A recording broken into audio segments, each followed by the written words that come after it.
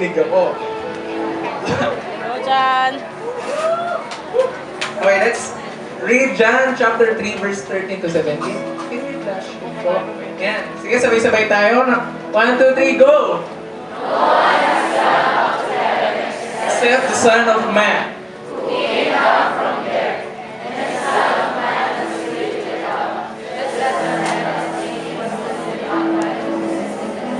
Next, yeah.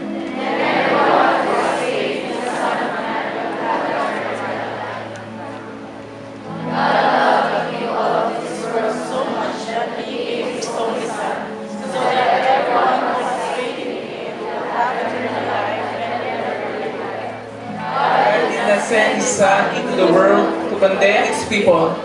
He sent Him to save them. Can you raise your hand? Holy Spirit, we acknowledge you in this place.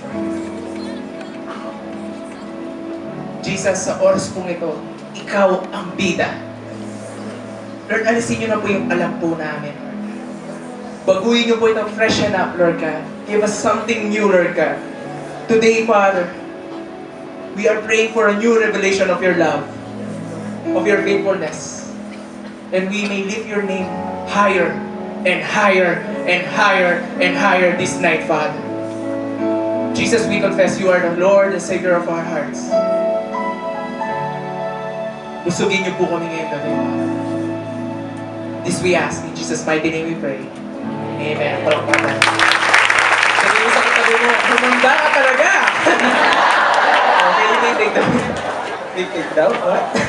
Ano daw? Okay, basta upo ko na lang. Okay, may tanong po ako sa inyo. Alam niyo naman ako papagtanong talaga ako. Question number 1, sino po sa inyo yung hindi pa tapos yung finals? Or tapos na? Baliktad pala. Tapos na yung finals? Sino yung confident na mataas yung nakuha niya? Say amen! Parang yung mga dito, parang... Sa mga nag-take ng second periodical quizzes nila, sabihin mo amen! Amen! Yung mga high schoolers po tayo, praise God. Actually, style ko lang yun para malaman ko kung may college, may high school. Okay. Have you ever felt na isang question na na-encounter ka, alam mo yung sagot, alam mo yung formula, alam mo siya, tapos nasa dulo na ng parang dila. Parang, dila ba yung pinasusulat? Parang nandun eh, nasa dulo, parang nakukuha mo na, and then, hindi ka umaalis doon kasi alam mo paano kuhanin. Amen. Lalo na kapag, ano siya, anong tawag dito? Mathematical operation, yung mga mathematical formulas. Come on! Sino yung mga ano dito? Engineering students. Alright, get them. Siyempre kayo. Okay? Sometimes, kasi yung mga bagay na ano, hindi mo makuha, ako kasi style ko to eh. Kapag hindi ko makuha, iiwan ko muna, tama? Tama. Pero kapag alam mo, tapos parang may problema, hindi ka aalis doon. Tama. And you find yourself stuck in that question. Amen ba doon? Amen. Question number 2. Na-experience mo na ba yung nasa sa canteen, ito, lalo na yung mga kasama ko sa Holy Angel, yan sa APS canteen, meron kami doon pinagbibilihan ng yung burger, yung masarap yung burger doon eh. Kaya lang hindi maayos yung pila. Ewan ko kung na-experience nyo to. Try to imagine, no, may bilihan dito, tapos dito binibili, ay yung nagluluto, tapos kami lahat dito, siksikan kami, ganyan-ganyan. And then, hindi ako makaalis kasi may nasa likod ko, hindi naman ako makapunta sa harap kasi may nasa harapan ko. I find myself stuck din. Diba? Sounds familiar? Alam mo, ito na lang, sa ibang lugar, kukuha ka siguro ng passport, may kumukuha naman ng passport dito. Naniniwala pupunta kayo sa ibang bansa. Magpapalaya kayo ni Lord. Amen. Then, one time na, kapag pipila akong ganun, and then biglang stuck ka doon. Alam mo yung stuck ka to the point na hindi ka makaalis kasi kapag aalis ka sa pila, babalik ka sa pupunta ka sa dulo. So, you find yourself stuck in there. Amen. Amen. Amen. Hindi ako. Ito. Ito yung hindi ko alam kung gusto ko itong example, pero sino naman sa inyo yung nagkasakit na? Okay, yun. Tatlo pa lang yung nagkasakit dito. Wow! Sige, praise God. Yun, meron pa! Dagdagan, no? Amen. Tapos tayo nagkakasakit. Sino na lang yung nagkasipon? Yun na lang, sipon. Praise God, akala ko ako lang. Yan. Di ba kapag nagkakasipon ka, ang hirap huminga. So, try to imagine yung kulang. yung sipon. Kakain ka, walang lasa, lulunok mo ganyan, maramdaman mo, may plema. Tapos, hindi ka makakayo, tutulog. Di ba? And you find yourself na parang, Lord, ang hirap. Amen. Tingnan mo kayo katabi mo kung may sipon. Di ba? Parang ang hirap huminga. Sige nga, lahat tayo, mag-inhale, exhale tayo. Inhale. Exhale. Diba? Inhale. Exhale. Di ba ang sarap-sarap mong feeling na walang nakabara? Ibig sabihin, walang sipon. Yan. Di ba? Wala pa ako si Lord kung walang nakabara dyan. Pero mga iba, meron. Actually, it's very possible sa spiritual life natin, even our soul, na masakal at ma-stuck sa isang circumstance sa buhay mo. Amen. Ano po yun? Hindi ko ma-imagine yung soul ko. Sinisipon. Yung soul ko po, nakapila. Okay, let's read Hebrews chapter 9, verse 6 to 10. Okay, yan. Ito yung pinag-aralan natin last week. Alam niyo, bago natin basahin, no? By the way, pinag-aralan natin last week kay Kuya Ru, ano yung pinag-aralan natin? Presence. Amen. Ay, yung mga bata, hindi nakinig. Presence! And then yung presence, we already know that the presence of God is inside a box which is called what? Ark of the Covenant. And that Ark of the Covenant, nakasealed siya, nakatago siya sa loob ng Holy of Holies, or the most holy place sa temple. Munti pa na makalimutan, sa temple. Amen. So, this is what the priests do. Let's read. Hebrews chapter 9, verse 6 to 10. But this is how everything was when the priests went each day into the first part of the tent to do their duties. Next line. However, only the high priest, sabi mo, only the high priest could go into the second part of the tent, and he went in only once a year. Imagine nyo yan. Each time he carried a blood to offer for his sins, for any sins that the people had committed without meaning to. All of this is the Holy Spirit's way of saying that no one could enter, sabi mo nga, no one could enter the most holy place while the tent was still the place of worship. This also has a meaning for today. It shows that we cannot make our conscience clear by offering gifts and sacrifices. Amen. Meron pa ba? Next. Dahil pa lang. Wala na?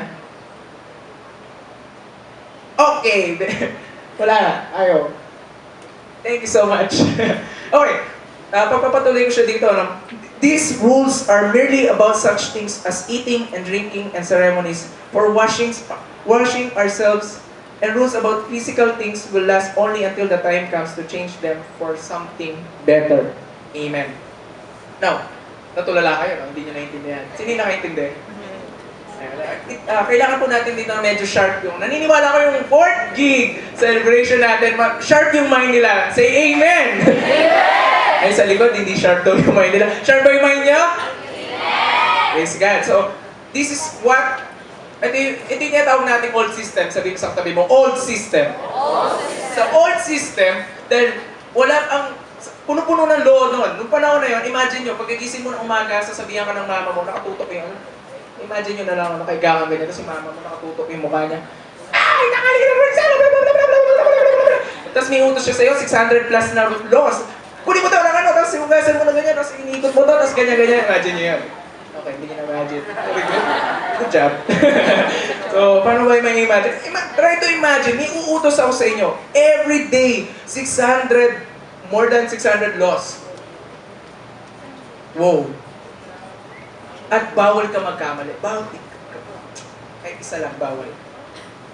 Try to imagine, that is what we call the old system. Sabi kanina sa binasa natin, ang old system, kapag nagkasala sila, ang isang tao lang, in-explain nga ni Pastor last week, isa lang ang pwede pumasok, which is the high priest.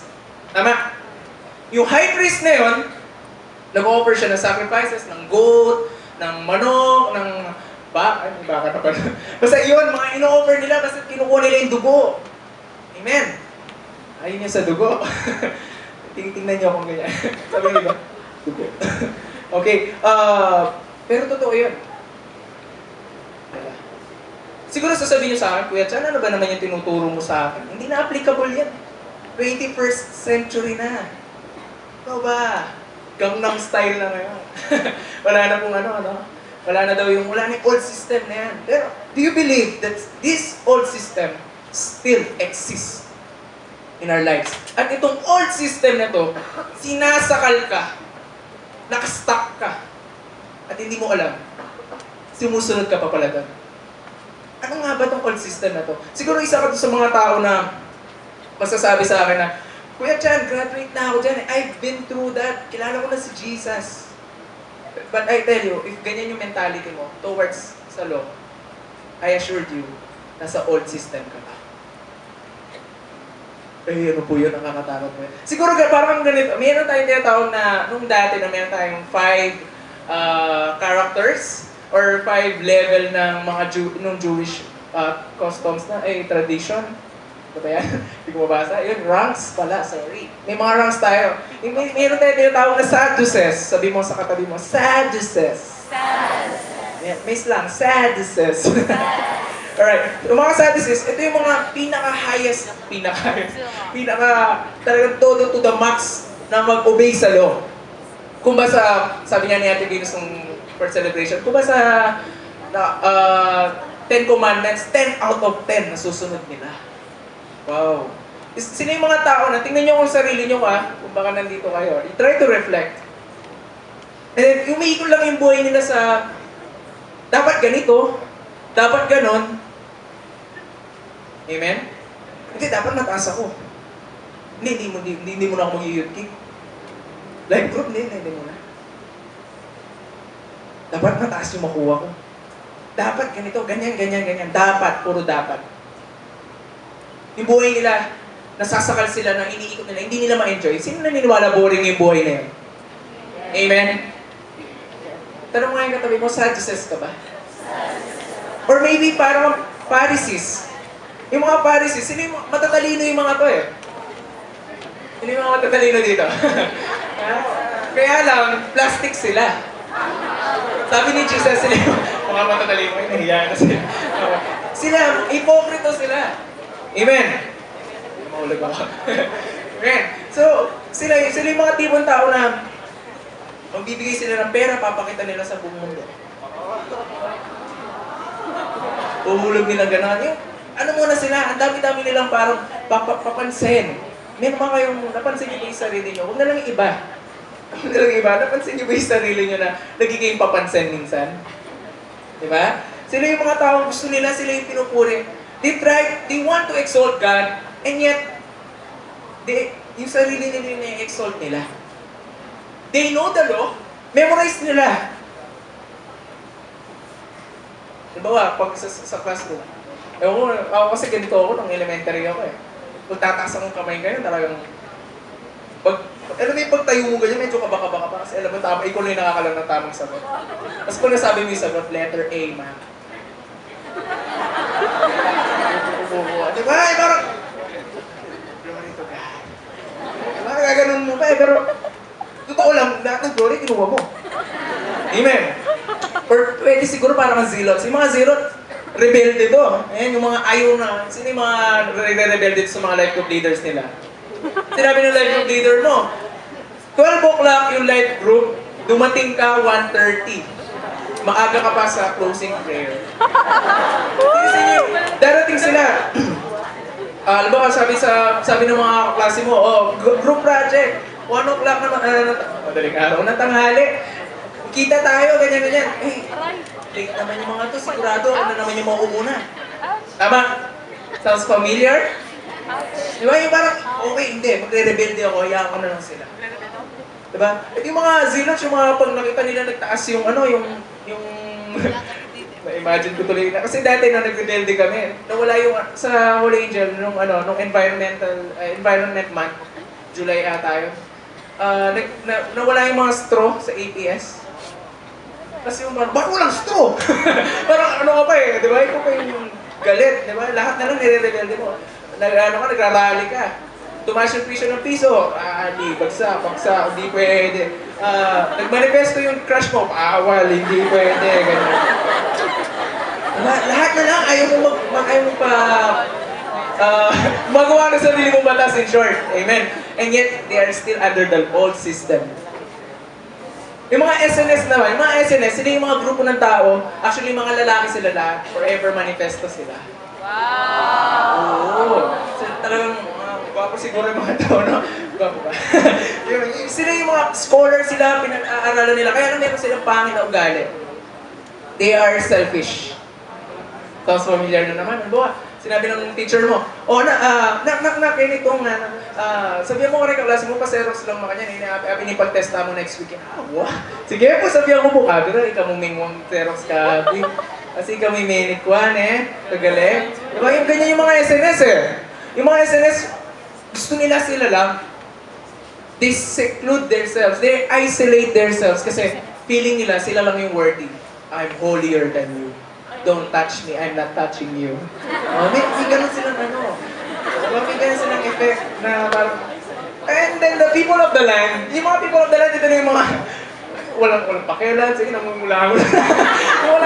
wala na akong magawa, hindi ko naman kaya sundin yung old system, hindi ko naman kaya... Ang hirap-hirap ng batas na to. Utos dito, utos doon. Ang hirap-hirap, siguro. It might be good na lang kung wala na lang akong sundan. Amen. Amen. So, akala natin, ano ba yung problema sa old system? What's the problem with the old system? Sabi nga ni Kuya Jello no Sunday, what is the problem of this world? Bakit ganito? Nihihirapan tayo. Bakit ang dali-daling gumawa ng mahirap, ay ng masama, pero pagdating sa madali, ang hirap-hirap. Tama? Di ba, tingnan nyo, ang sarap ng mga pagkain bawal. Chicharon, yung kare-kare, tapos may tuwalya. Diba? And then, minsan nakakain ka, tama, sapatat yun. Tapos yung sisig, lalagyan mo na, gugutom na ako, sige, goodbye. yung parang, grabe, di ba? Madali lang, madali magsinungaling. Madali magkupit. Madaling manood ng porn, lalo na kapag wala nakakita. Madaling mag-chismis kung nakatalikod yung sinichismis mo. Okay ba? Praise God. Pero, do you believe na ang mundo na to, hindi poverty ang problema. Hindi corruption ang problema. Hindi overpopulation ang problema. It all falls in one root. That is sin. Amen. Amen.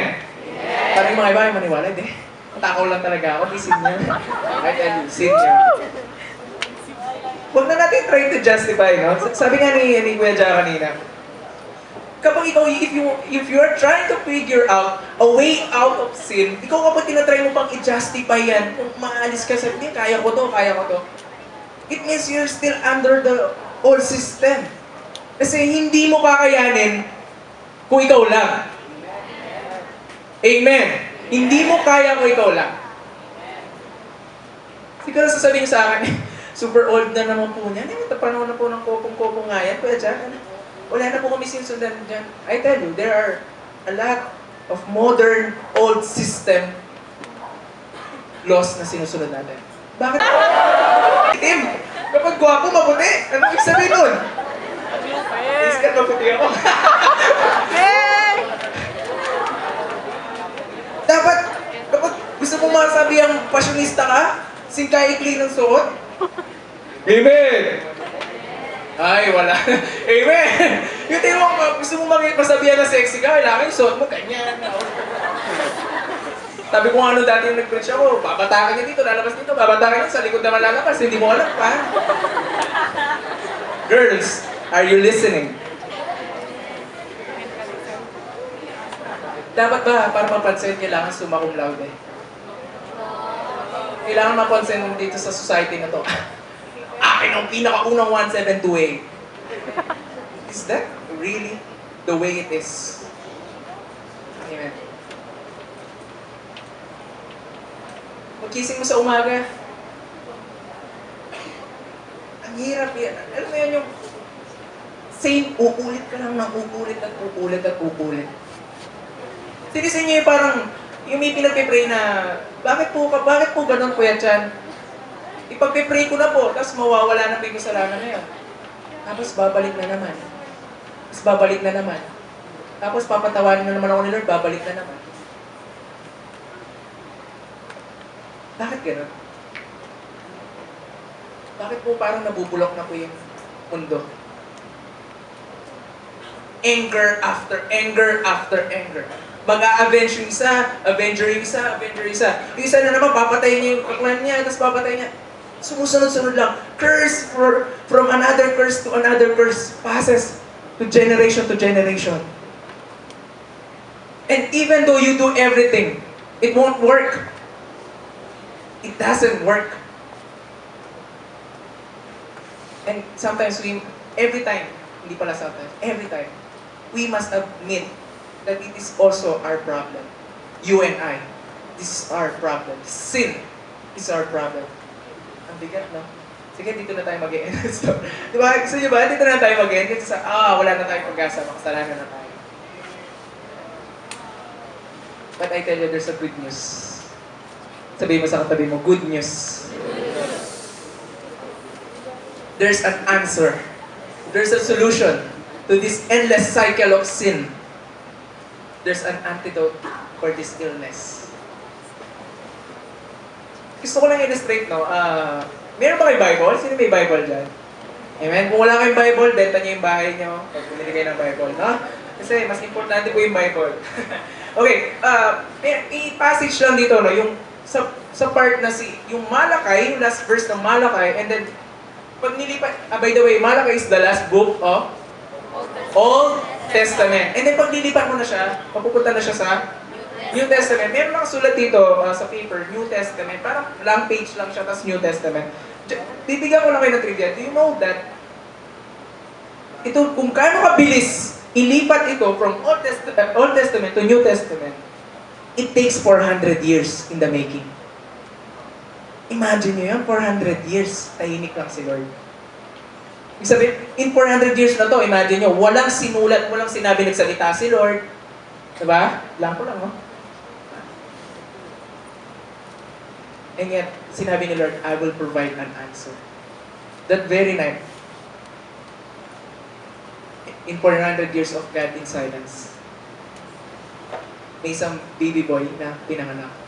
At narinig sa kalangitan yung iyak niya. Jesus came in this world. Amen. Palakpakan niya. I don't know with you, what yung impact nun sa buhay mo, pero try to imagine, 400 years, ang tagal. Imagine nyo kayo, mag-pray kayo, tapos hindi kayo sinasagot ni Lord. Ang tahimik lang. Ang tahimik ng heaven. Then, after 400 years, God broke the silence of this world. Amen. Amen. Imagine yung grabe. Imagine nyo yung, meron kayong hinihintay. Halimbawa, akala mo, ito yung pakiramdam na to, akala mo bagsak ka sa final requirements nyo sa isang subject. Sino yung parang nag-revise pa, pinalitan pa nila yung thesis nila, yung mga iba naman dito, last minute, nakalimutan mo yung formula, tapos yung mga iba naman, nakalimutan nila yung calculator nila, hindi nila, bahala na, answer na lang ng answer. Diba? Yung parang, and then sasabihin sa inyo, Lord, out of my grace. Tapos papakita nung prof mo, taas pa ng score mo. Whoa! Diba? Yung parang, come on! What if yung may mga bagay ka na hinihintay na sobrang tagal na and then sasabihin ni Lord sa'yo, okay, I will answer it. Diba? Ano may experience mo nun? Imagine from the endless cycle of the old system, sa kapalpakan ng humanity, sinabi ni Lord, dahil hindi nyo kaya tulungan yung sarili nyo, okay, I will intervene. Ako na lang. Amen. Amen. Alam ko, hindi nyo na kaya, sabi ni Lord. Ako na. Yes, number one. Pointer number one natin. Jesus, the Messiah, came. Buhay pa po yung nasa tech natin. Yan. Praise God. Buhay mo siya. Okay, Jesus, the Messiah, came. Amen. Bintang niya po yung Lord. Try to imagine kung paano siya dumating. Imagine mo, nag-fasting na ba kayo? Sa mga nag-fasting dito, ako pinakahirap na hirap ako yung 6 a.m. to 6 a.m. yung Jewish fasting. Grabe! Yung talagang... yung pag nagpa-fasting ako nun, gusto ko nakahiga na lang ako. Bawat ng clock. Lalo na kapag last 5 minutes na lang, oh. Nandito na yung pagkain, oh. Nanginginig. Ay, grabe. Ako nanginginig na ako nun. Grabe. Talagang bawat lumok kong gano'n, yun yung pinakamasarap na ice cream kahit na dirty ice cream lang, yun yung pinakamasarap na pulburon kahit na tigpipisong pulburon lang sa tabi, yun yung pinakamasarap na taho kahit na, imagine yun, 6 o'clock ng umaga. Taho, para mainitan muna yung tiyan. Diba? And then, pag dumating na yung 6 o'clock a.m., super excited ka, super saya mo. Amen? Same. Pinagpipray ko ma-catch up niyo yun. Na yung excitement na, Lord, thank you, Lord, you came. Kasi wala ako kung wala ka. Palpak ako kung wala ka. Hindi ko kakayanin kung wala ka. That's why Jesus came. Amen. Amen. Sabi sa Genesis chapter 11 verse 31 to 12. Ay, chapter 12 to 1. Yan. Sabi dito, wow, Terah. Yan. Background lang, no? Si Terah, tatay siya ni Abraham. No? Terah took his son Abraham, his grandson Lot, son of Haran, and his daughter-in-law Sarai, the wife of his son Abraham, and together they set out from Ur, the Chaldeans, to go to Canaan. But when they came to Haran, they settled there. Okay, stop muna natin, dito muna tayo. Okay, this is the context of this story. Si Terah, inutusan siya ni Lord dito. It doesn't, hindi naman sinistate sa Bible, pero there's something happening in Terah's life na gusto niya pumunta sa Canaan. Saan? Canaan, which is symbolizes the promised land. Okay, so sinasama niya dito si Abraham, si Sarah, tsaka si Lot. Kaya lang may problema nangyari. Amen. Ano yung nangyari? Hello? Ano nangyari? Namatay si Terah. Ay, wait. Hindi pa pala nakalagay, kaya naman pala. Bakit kulang po ito? Pwede pa siya, sige na nga, basahin ko na yung continuation niya. Sabi dito, Terah lived 2,005 years and he died in Haran. Kaya pala wala yung patuglaw niya. So, kaya pala hindi nyo alam, no?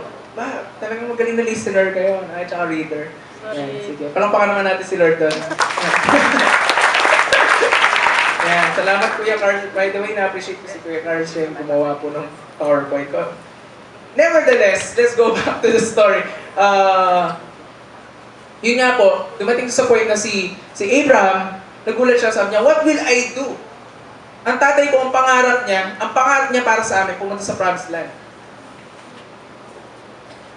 Sino may mga pangarap dito? Nung bata ka, sabi mo, when I grow up, I want to be a scientist. I want to be a president. Di ba?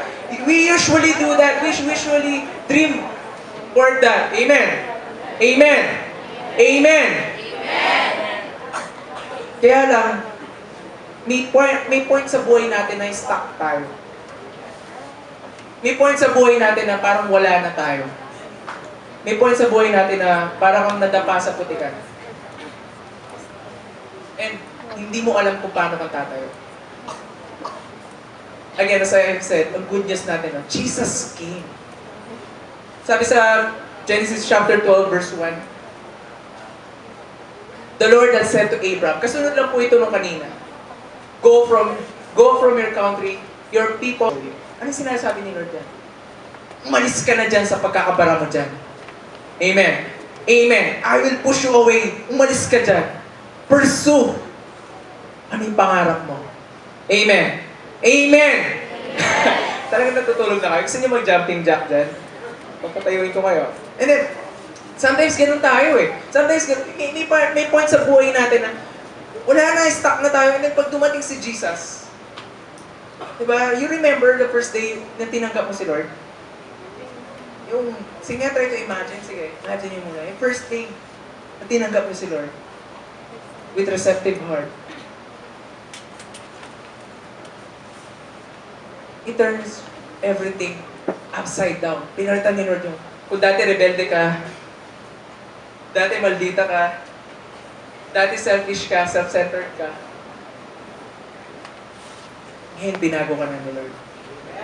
Palakpakan naman natin si Lord.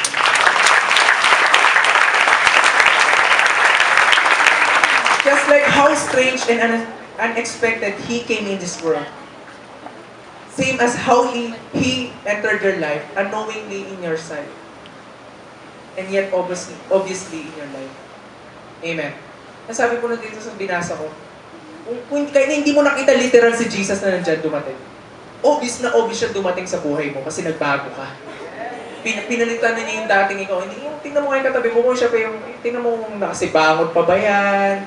Oo, ayaw mo na yung alimpuyo niya, dyan talaga yan. Pero yung, tingnan mo yung katabi mo. Diba? Sabi ni C.S. Lewis, the Son of God, flash po.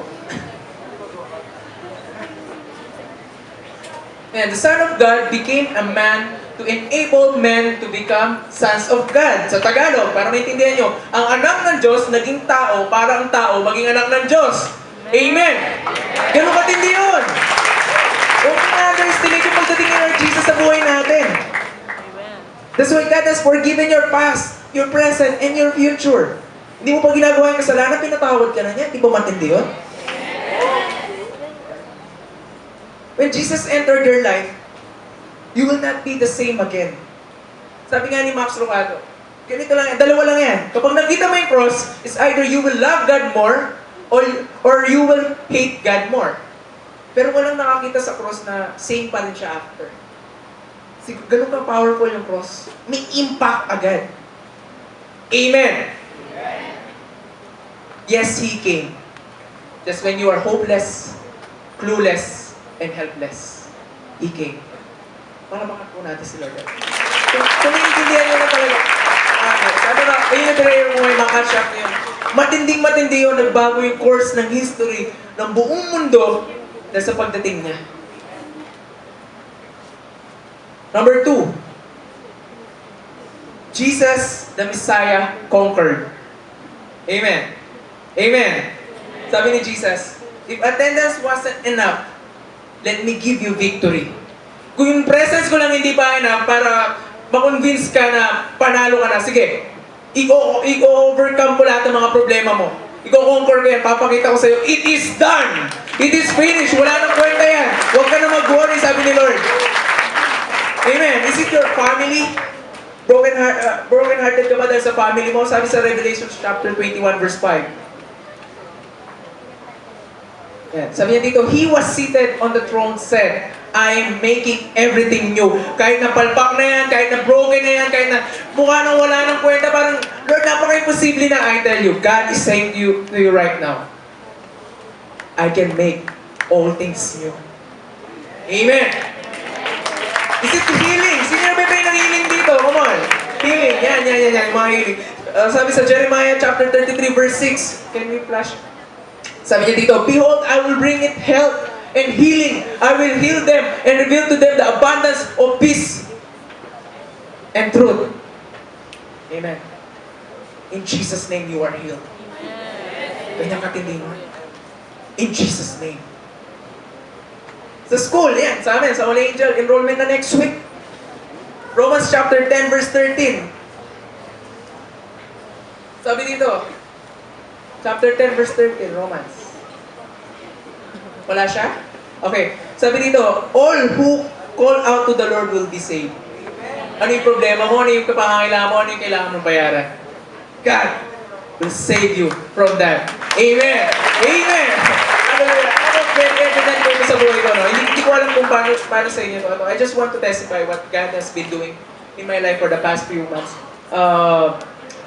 Nag-ano po kasi ako, part-time ng trabaho, nagtatrabaho ako, and then nag-aaral ako, and then parang self-support po yung dumating sa akin. Siyempre, alam niyo naman, as estudyante, minsan, you fail, dumarating sa time na hindi ka naman nakakapasok talaga sa trabaho mo kasi marami yung ginagawa sa school. Or sometimes talaga, pag napagod ka, hindi ka makaalis sa kama. Sabi nga namin kanina sa Convergence namin, pinag-usapan namin, kapag umaga, yung gravity, naka-max level, yung parang hindi mo makakit yung katawan mo, hindi mo malip yung finger mo, no? So, sobrang bigat ng gravity. And yet, sabi sa akin ni Lord, o paano niyan? Nireveal sa akin ni Lord, 15,000 pa yung babayaran ko. Sabi ko, Lord, I will call upon you. And then, you know what? Nung pagdating ko doon, kinausap ko ng boss ko, magkano pa yung ano mo? Sabi ko, 15,000 pa po eh. Iniiya ako kasi dapat ko, ilang hours lang yung pinasok ko. Yun lang yung babayaran sa akin. Eh, kung titingnan mo, wala pang sa kalahati ang pinapasok ko. And then, sabi niya sa akin, isa nilang, tinawag niya yung secretary niya, and then, kinuha niya yung check, eh, sabi niya, 15,000. Sige, bayaran mo. Come on! Hindi na makakutang pa dito! Come on! Jesus conquered! Binago na tayo ni Lord yan. Babaguhin niya yung mga... Grabe. And yet, hindi pa tapos tayo dyan. At hindi pa sa ginawa sa akin ni Lord. May nagbigay sa akin ng eye touch. You know what is eye touch? Yung maliit na gano'n. Kasi I was praying, sabi ko, Lord, I want iPad. Sabi ko, Lord, I want... And then, may bigla lalapit sa'yo, sabi niya sa'yo, palit na lang tayo ng eye touch mo kasi hindi ko na ginagamit yung iPad 2. Whoa! Come on! God is obviously making talagang may ginagawa siya sa buhay ko, talagang pinapakita niya kung gaano siya katindi, gaano niya kinonquer lahat ng obstacle sa buhay ko. And sabi ko, Lord, I'm so tired. Pagod na pagod ko ako sino yung napagod ng last sem? Yung totoo lang, pagod na pagod ng last sem. Diba nakapagod yung grabe, schedule, pressure dito, review dito, tapos pass ng requirements doon, and then sabi ko, Lord, please give me rest, Lord. Yung kasama lang kita, okay na ako. Then you know what, sabi sa akin, Lord, bibigyan kita ng bonus. Ano niyo ba, binigyan ako ng, glory to God, binigyan ako ng trip to Boracay, 1 week, free! Free! October 29, nakabook na yung plane. Sabi, tinan nyo. Sino ba yung hindi convinced dito na mabait si Lord? Tsaka kinokor na niya yung death, kinokor na niya yung hell, kinokor na niya yung sin, kinokor na niya yung kapalpakan mo, kinokor na niya. Hindi siya nakatingin doon. Amen! God is not looking on your sin. Sabi kong talaga, nagigigil ako. Hindi siya nakatingin sa kasalanan mo, sa kapalpakan mo. Hindi siya nakatingin doon. Hallelujah. Sino yung mga broken-hearted dito? May mga pinag-pray. Yan, yan. May word ako sa inyo. Yan. Habakkuk chapter 2, verse 3. Come on.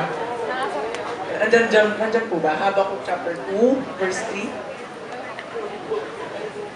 Ayan. Mga iba talagang, about sa love life ko, titingnan ko na sa Bible. Ang tagal. Diba? Habakkuk chapter 2. Oh, wala din. Praise God, no? Oh, yan. Tingnan natin. Sabi dito, at the time, I have decided my words will come true. You can trust what I say about the future. It may take a long time, but keep on waiting, it will happen. Come on! Parang wala tayong problema sa eskwela, puro sa love life. Iniiwasan, napansin nyo nga, iniiwasan ko yung example yung love life ngayon kasi lagi na lang love life. But the good thing is, God conquered. Amen. Ulitin ko, sabi kanina sa John chapter 3 verse 17. Nandiyan na po ba yan? Yan, sabi na. God did not send His Son into the world to condemn its people. He sent Him to save them. Amen. It is a powerful passage to. Hindi siya pumunta dito para pakita niya kung gaano kakaliit. Pinakita niya kung gaano siya kalaki na kaya kanyang sagipin, kaya kanyang kunin, kaya kanyang mahalin, at gaano kakapalpak. Amen. Hallelujah. Sabi sa John 10:10 sa The Message niya. Ito. Masarap din to. Sabi mo sa katabi mo, masarap to. Sabi dito, a thief is only there to steal, kill, and destroy. Sige, basahin niyo yung second part. I came. so that he can Amen! Palapakan niya si Lord nun. Hallelujah! More and better life than they ever dreamed of. Hallelujah. Sino yung may pinapangarap na magandang buhay dyan?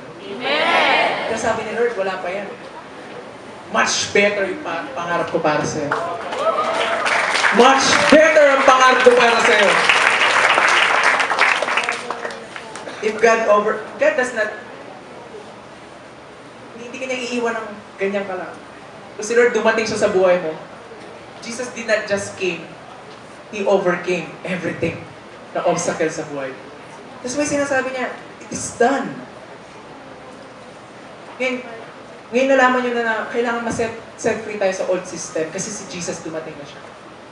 So, pinagpipray ko talaga na ma-catch up natin this night is before we go home, before we do anything or everything else, we must get that picture na apart kay Lord, wala ka. Amen. You are nothing. I am nothing without you, Lord. It is in you, Christ alone. Bakit nakaupo ka pa dyan? Bakit nakikinig ka? Bakit nakilala mo siya? Amen. Matthew chapter 5 verse 7.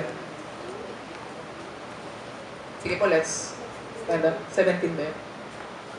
Yan. Let's stand up po. Ay, yung ba ito kayo? Gusto niyo ba? Let me end with this. Ano yung purpose ni Jesus nung pagdating mo dito?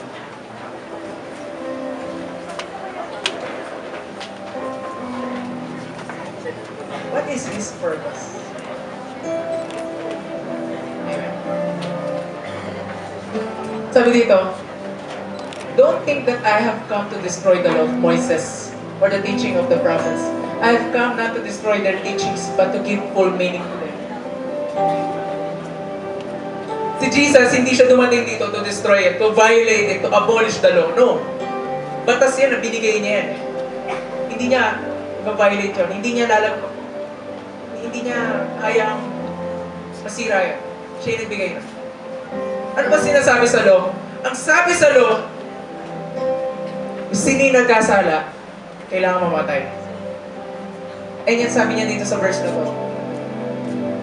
I came not to abolish the law, to destroy the law. I came to give full meaning to it. Ibig sabihin, sige, mamamatay ka. Dapat mamatay ka. Tapos sabi ni Lord, sige, ako mag-fulfill ng law, ako yung mamamatay. Amen. Isn't God wonderful? Isn't God glorious? Kasi alam niya hindi mo kaya eh. Alam niya mahina ka.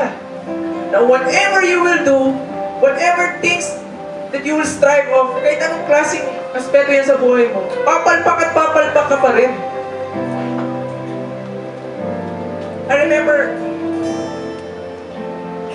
this is how we end in this illustration. Siguro parang ang isang babae na caught in the act sa problema, sa kasalanan. Sabi sa Bible, nakita siya ng nagkukumit ng adultery. And yet, yung batas, yung law, yung old system, yung mga elders, kinuha siya, sabi sa batas, ang magkasala, papatayin. Kumuha sila ng mga bato. Siguro ikaw yung mga problema mo ngayon, kabila-kabila na eh. Problema sa pamilya, sa eskwela, sa finances, sa sakit, sa life group mo. Minsan pati yung personal life mo, hindi pa maayos. Lahat sila may hawak-hawak na bato. Tinuturo ka nila, they're looking down onto you. Sinasabi nila, palpak ka. Kasi sabi sa ni Lord, I will go into that sin. Yes, it says in the Bible, out of nowhere, Jesus came. Nandun siya. At ang sabi niya lang, sino hindi nagkasala, maunang bumato. May maririnig mo, yung mga bato nagbabagsakan. Isa-isa umaalis sila. Jesus came and conquered. And you know what? What is God trying to say to you right now? Go. Your sins are forgiven. You are free. I don't know who you are right now. Pero kailangan i-acknowledge mo. It is not your own strength. It is in Christ alone. It is not your power. It's not your talent. It's not you. It's Jesus. It's Christ alone. Hallelujah, Jesus, Lord, right now. We worship you, Lord God. Lord, tinataas mo namin ngayon. Everything, Lord. Sing you alone. Hallelujah. Let's worship Him.